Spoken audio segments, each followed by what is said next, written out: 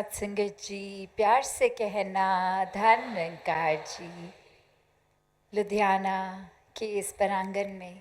जहाँ सभी सिर्फ इस शहर से ही नहीं, आसपास के भी गांवों से, शहरों से आए हैं और मन में भाव भक्ति का लेकर कि ये निराकार, ये परमात्मा, ये हर कण कण में जिसका वास है, ये अंग संग रहने वाली सच्चाई जो शुरू से है, आज भी है और हमेशा रहेगी। चाहे और कोई चीज़ या इस कादर की और कोई एक ये कुदरत रूप, चाहे वो धरती हो, कोई और ग्रह हो, कुछ और हो, सब ने ख़त्म हो जाना है। इंसानों ने भी अपना समय जीकर फिर इस संसार में नहीं रहना। तो ये भक्तों ने हमेशा से उजागर किया कि इस संसार में जितने भी पल मिले हैं, ये श्वासें जब चल रही हैं, इन श्वासों का मोल डाला जाए, ये श्वासों को इस परमात्मा के प्यार में लगाया जाए, भक्ति में लगाया जाए, एक अपने मन में सेवा भाव पूरे संसार के लिए, समाज के लिए एक डाला जाए और कैसे समर्पित होके फिर ये मन भी सुमिरन में लगता है, इस निराकार के साथ अपना नाता और जोड़ने में। और भक्तों ने हमेशा यही समझाया कि घर परिवार समाज में रह के ही भक्ति की जा सकती है। इसको इसी तरह करना है, सभी का साथ देना है, सभी के लिए उपस्थित रहना है, एक हर एक के प्रति ये करुणा का भाव विनम्रता के साथ हो। कैसे एक अक्सर इंसान कोई ना कोई वजह बना लेता है कि कोई और पसंद नहीं, ये कारण है, इस इंसान को इस कारण से मैं पसंद नहीं करता, और किसी इंसान को तो बेवजह ही पसंद नहीं करता। तो ऐसे भाव जब होते हैं तो ये बहुत जजमेंट्स किसी के भी प्रति हम अपने मर्जी की कोई भी बात बना के एक उसको दोषी करार दे देते हैं, उसका कोई ना कोई एक अंदर खामी बाहर निकाल देते हैं। और एक कहानी में भी जहाँ एक चिड़िया कोई पेड़ ढूंढती है कि कैसे एक घोंसला बनाया जाए, और वो एक पेड़ के पास जाके पूछती है कि आप थोड़ी सी टहनी की जगह दे दें तो मैं घोंसला बनाऊं, मेरे अब बस ये अंडे रूप में ये बच्चों को मैंने जन्म देना है। तो वो पेड़ आगे से उस पक्षी को मना कर देता है, उस बर्ड को, और वो दूसरे पेड़ के पास जाती है और वहाँ दूसरे पेड़ ने वो जगह दे दी और ये एक घोंसला उस पे बन गया। और जैसे ही घोंसला बन के तैयार होता है, कुछ ही देर में एक आंधी इतनी तेज़ आती है और जो पेड़ पहले जिससे ये पक्षी पूछने गया था स्थान के लिए, वो पेड़ उस आंधी को सस्टेन नहीं कर पाता, एक उसमें टूट जाता है, बिखर जाता है। और अब वो पक्षी इतरा के बहुत उस टूटे हुए पेड़ को देख के कि एक ये देखो, मैं आपसे एक आशियाना बनाने के लिए जगह मांगने आई थी, अब आपका ही कोई अस्तित्व नहीं रहा। और वही वो पेड़ समझाता है कि मैं जानता था मैं कमज़ोर हूँ, मैं बारिशों को नहीं झेल पाऊँगा, मैं हवाओं को नहीं झेल पाऊँगा, उसी वजह से कि आप और आपका परिवार सुरक्षित रहे मैंने जगह नहीं दी, वरना एक बारिश आती मैं भी गिरता, आपके अंडे भी टूट जाते। तो ये मन में जजमेंट्स कितनी जल्दी आ जाती है। सिर्फ एक कोई पक्षी की कहानी तो ये चलो उदाहरण रूप हो गया, पर हम अपने अंदर भी जब झांकते हैं कि किसी ने हमें कोई अगर कहीं कोई चीज़ चाहिए वो मना कर दी, तो उस इंसान के लिए अपने दिमाग में विचार धारणाएं कि कोई कारण उनका, अपनी मजबूरी कोई और वजह भी रही होगी, पर उस इंसान ने हमारा काम करने से मना कर दिया, तो उसके प्रति नफ़रत एक बना ली दिल में। और साथ ही सिर्फ अपने तक नहीं, फिर जा के उस इंसान के जो भी और जानकार हैं उनको भी बता दिया। आजकल मॉडर्न युग है तो कभी एक सोशल मीडिया पे भी एक देख कर किसी को कांटेक्ट कर लिया कि आपके वो जानकार ठीक नहीं है, ठीक व्यवहार नहीं कर रहे, उनके साथ आप भी संबंध तोड़ दीजिए, एक उनसे बात मत कीजिए। या कोई भी तरीका ये नफ़रत का इंसान ढूंढ ही लेता है और सिर्फ खुद तक नहीं, एक जजमेंट्स अपनी बना के हर एक तक फिर वो बातें, चाहे वो एक अक्सर खुद के साथ बीती भी नहीं हो, सिर्फ एक कहा सुनी अफवाह, ये र्यूमर्स का रूप, इसको भी फैलाने में फिर संकोच नहीं करता कि ये फैक्ट चेक है कि नहीं, ये बात वाकई ही हुई कि नहीं, बस हम तक पहुंच गई और अब एक अपनी जिम्मेवारी ही समझ लेता है कि इंसान के हर एक तक ये बात पहुंचाई जाए। और अक्सर ये इतने इंसानों को बताने के बाद भी जब ये एहसास होता है कि ये जो हमने बात बताई थी वो तो फेक थी, वो नकली बात थी, वो बनावटी बात थी, और अब तो ये हम ही तो बात वही कि इस परमात्मा ने तो ये जहाँ बुद्धि दी है, विवेक दिया है और ये चेतनता है, कौन सी बात को एक कहना है, नहीं कहना, या कोई भी बात जो एक वाक्य ही परोपकारी बात है उसको तो फैलाएं, पर और अन्य किसी के बारे में कोई किसी को जहाँ नीचा दिखाने की बात है, किसी की बात को फिर वो एक फैलाना तो दूर, पहले एक कम से कम फैक्ट चेक करके ही देख लें। और कोई अगर हमें किसी से कोई बात कर रहे हो या कोई आया खास कोई बात बोलने, तो फिर ये भी चेतनता परमात्मा ने दी है कि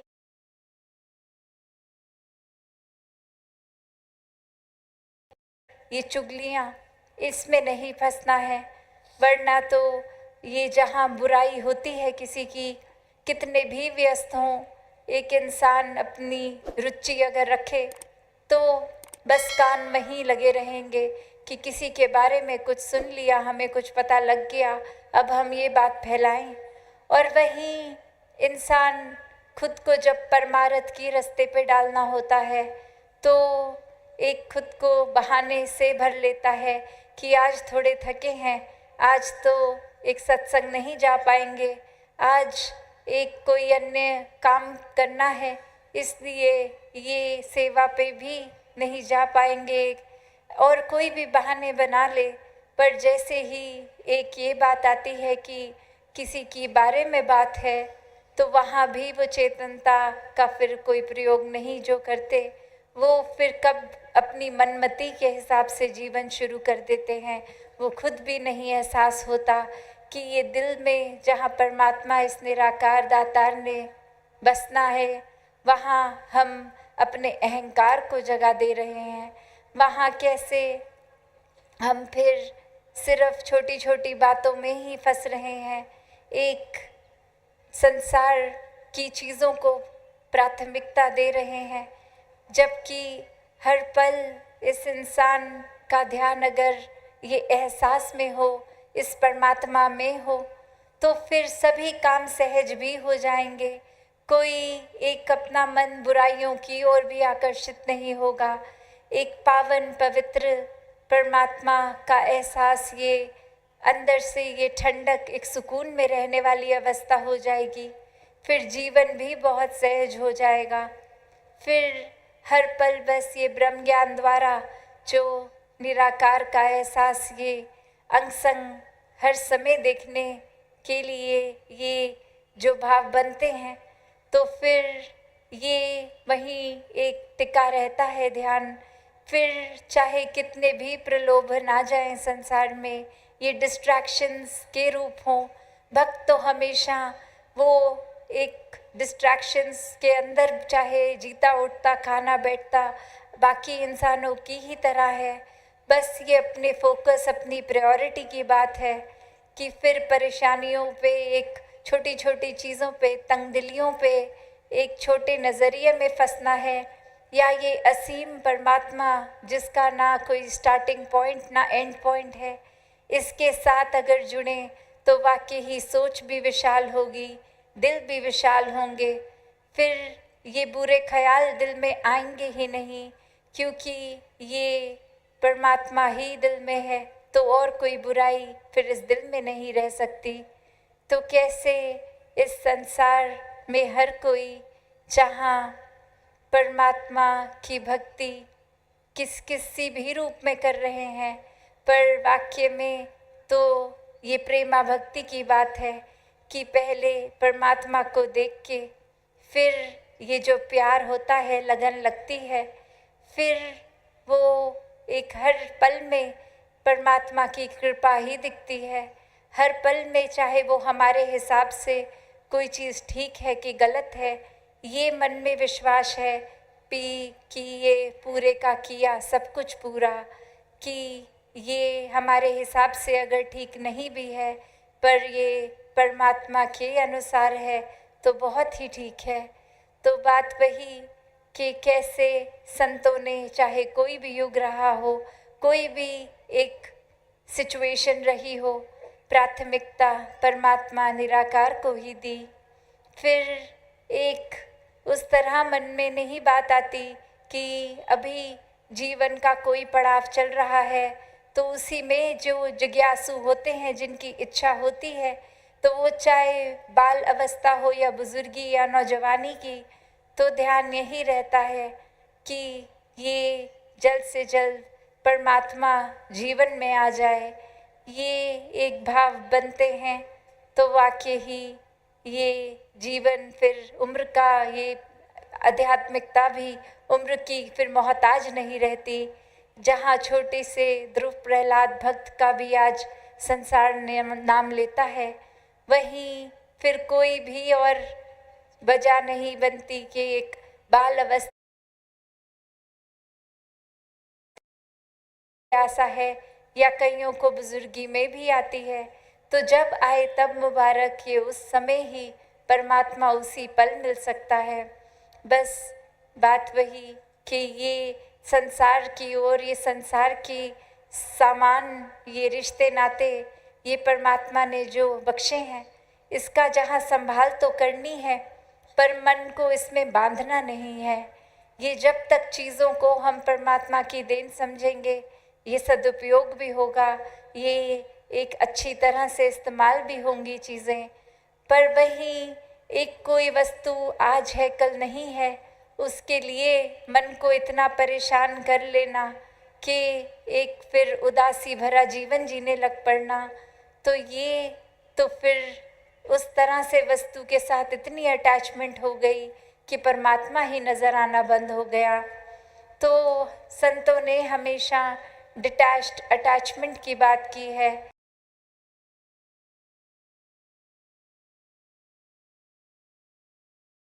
कि ये सब चीज़ों को तो एक अच्छी बात है, मेहनत मशक्क़त करना, अपने घर परिवार को पालना, एक घर में आराम के लिए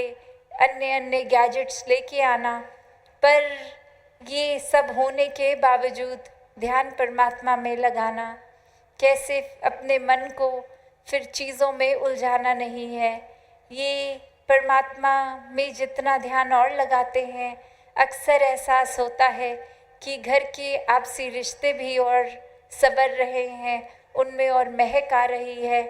कैसे फिर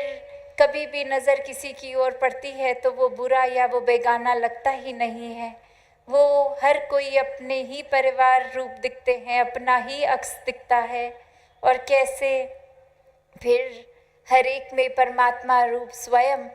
कि जब ये निराकार का एहसास है तो वो कण कण में है, तो हर एक में है, तो फिर कोई वजह नहीं बचती कि किसी से भी नफ़रत की जाए। फिर वो वजह नहीं बचती कि एक किसी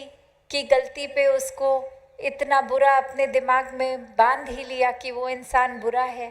नहीं, फिर वो जहाँ उस इंसान की माफ़ी के मोहताज भी नहीं रहते, वो खुद ही क्षमा का भाव अंदर से आता है। और वो इंसान अगर माफ़ी मांग भी ले तो भी बात यही रहती है कि ये आगे से गलती वो इंसान ना रिपीट करे, उतनी कम्युनिकेशन, एक उतनी बातचीत उस इंसान से रहती है कि चलो गलती हो गई तो कोई बात नहीं, हमसे भी होती है, आपसे भी हो गई, बस आगे इसको वाकई ही सुधार का एक ये मौका देखें, इसमें एक वो अपॉर्चुनिटी देखें, इसको फिर अगर शिक्षा मिली है तो इसको गंवारा ना जाए पल को, ये सीख कर आगे बढ़ा जाए। कैसे फिर संतों के भाव में तो ऐसे भी होता है कि गलती से भी अगर एक छोटी सी जो चीज़ वाकई ही फूल जैसी कोमल भी क्यों ना हो, अगर किसी को गलती से लग जाए तो संतों के तो मन में यही आएगा कि सामने वाले इंसान को दर्द ना हो गई हो हमारी वजह से। और वहीं एक अगर मन में अहंकार लेंगे तो किसी के सर पे पत्थर भी मारे रहे हैं, एक ये हैवानों वाले हरकतें भी इंसान कर रहा है, और मन में माफ़ी तो दूर की बात, ऐसा भी ख्याल नहीं आ रहा है कि कुछ गलत कर रहे हैं। ये परमात्मा का एहसास ही नहीं, तो फिर इंसान का शरीर तो है पर अंदर इंसानियत नहीं है, तो फिर ऐसा जीवन तो कहाँ एक मनुष्य कहलाने लायक भी जीवन है। तो इस दातार ने ये पोटेंशियल तो दिया है कि हम इंसान के शरीर में एक फरिश्ता भी बन सकते हैं, एक दानव भी बन सकते हैं। तो क्या बनना है? बात वही चेतनता की, कि ये चेतनता को अपने जीवन में जिन्होंने अपनाया, संतमति को अपनाया, और तभी बार बार संत एक सेवा सुमिरन सत्संग के पहलू पे भी इतना जोर देते हैं कि अपने साथ साथ हर समय जब संतों का संग होगा ये सत्संग रूप में, तो फिर अच्छे विचारों के साथ साथ जीवन कैसे ये वाकई ही दिल से एक चेंज होता है। ये रवैया ऊपरी बनावटी नहीं, ये दिल का प्रवर्तन है। कैसे फिर एक वो भाव आता ही नहीं कि हमसे कोई नीचा है तो सभी पूज्य हैं, सभी ही के लिए ये सेवा भाव, और हर समय सिमरन रूप अरदास भी, जहाँ खुद को भी एक बख्शवाने के लिए और वहीं हर एक के लिए अरदास ये संत करते हैं। तो ये ऐसा संतों वाला जीवन हर कोई जी सकता है। संतों के तरह एक सिर्फ बोली भाषा की बात नहीं कि कोई कुछ लोग देख रहे हैं तो हम अपनी वाणी को मधुर कर लें, नहीं, भक्त तो बंद कमरे में अकेला बैठा भी उसी तरह प्रभु प्रेमी है, प्रभु का दीवाना है, और चाहे महफिल में भी हो, कहीं बीच बाजार में भी हो, तो भी हर एक में भी प्रभु को ही देखेगा, अंग संग अपने कण कण में देखेगा। तो कैसे एक जीवन में क्या करना है क्या नहीं, ये बहुत ही आसान हो जाता है जब इस ब्रह्म ज्ञान द्वारा इस निराकार को जीवन में बसा लेते हैं। तो थोड़ा सा भी अगर ऑफ ट्रैक हो रहे हों, बार बार ये दिल ये चेतन हो के दिमाग भी ये इस परमात्मा को ही पकड़ता है और सही रास्ते की ओर खुद को डाल लेते हैं, तभी ये आत्म मंथन भी, ये रिफ्लेक्ट करना अपने अंदर, ये इंट्रोस्पेक्शन भी बहुत ज़रूरी हो जाती है कि हम दूसरों की कमियां निकालने में तो बहुत समय लगा रहे हैं, कुछ पल अपने अंदर भी देखें कि हमारी कमियां का क्या क्या हैं, हम कैसे उनका सुधार करें। वरना इंसान तो अपनी कमियों को तो एक्नॉलेज भी नहीं करता, ये मानता ही नहीं कि कुछ कमी है हम में, बल्कि अहंकार आकर हर एक में तो कमी दिखती है, पर ये दिमाग ही काम में चलेगा कि दूसरे को बता दिया जाए वो बिल्कुल ठीक नहीं है, बहुत ख़राब कर रहे हैं, और हमको देखो हम कितनी अच्छी तरह ये एक चीज़ है इसको निभा लेंगे, आपसे तो होगा ही नहीं। तो ऐसे भाव तो संतों के नहीं होते। यहाँ तो क्लियरली एक अहंकार ने जगह ले ली है, और वही संतों को तो होता है हम हर एक के दास हैं, तो किसी ने कुछ समझाया भी तो हमारे एक भले के लिए ही है वो बात, वो लेसन लर्न करना, वो सीखना। और उसी तरह ये ग्रोथ जो होती है, स्पिरिचुअल ग्रोथ, ये आइसोलेशन में जहाँ हम अकेले खुद के साथ भी हैं, तब भी ये हो सकती है। और फिर सत्संग का रूप भी कैसे हर एक के साथ, तो ये बैलेंस भी कि अक्सर सिर्फ अकेले ही फिर नहीं बैठे रहना, कि अकेले अपने आप से ही बात करनी है, कुछ समझना है खुद को और ज़्यादा, और वहीं संसार को त्याग के सिर्फ हर समय अपने कामकाज छोड़ छाड़ के सिर्फ सत्संग ही करते रहना, वो भी एक अलग एक्सट्रीमिटी हो गई। वहाँ फिर हम संसार से एक अपना हाथ छुड़ा रहे हैं। तो ये बैलेंस की बात होती है। और यहाँ तो बहुत ही सरल है कि बस निराकार को मन में रखो। तो घर में किसी कारणवश अगर सत्संग नहीं भी जा पा रहे, तो वो अगर तो वाकई ही जेन्युइन कारण है, तो घर के अंदर भी उस समय रहना सेवा है। सत्संग में आए हैं तो भी